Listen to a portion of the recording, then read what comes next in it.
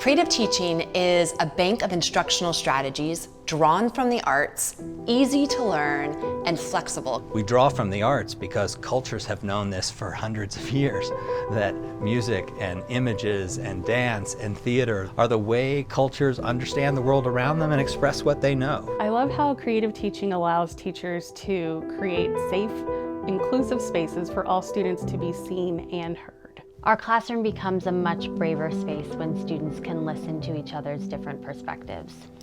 I believe in this work because it creates the space for students to use their big creative minds and everything they're learning every day. I like that creative teaching gets students thinking about their thinking. I love it when my students get to bring their individual perspectives into the classroom. I want students to be learning not just what they need to know, but how they need to think so that they are prepared for a world that needs them.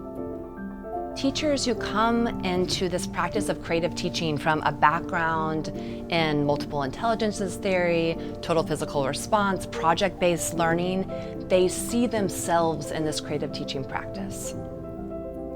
As a teacher, I base my work on brain-based pedagogy, and creative teaching leverages theories and practices learned across the learning community to ensure that all students are creating optimal learning environments that their brain can thrive in. As an early childhood educator, I really appreciate how creative teaching strategies promote co-construction of knowledge and allow students to extend their learning together.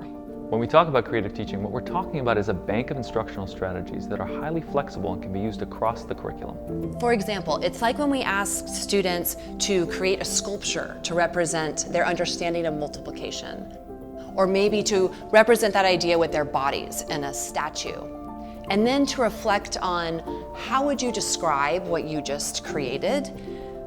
Why did you make those choices? How does it represent that concept? And how are you now personally connecting to what you're learning in a new way?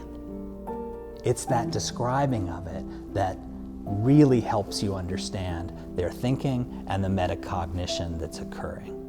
Both steps are vital.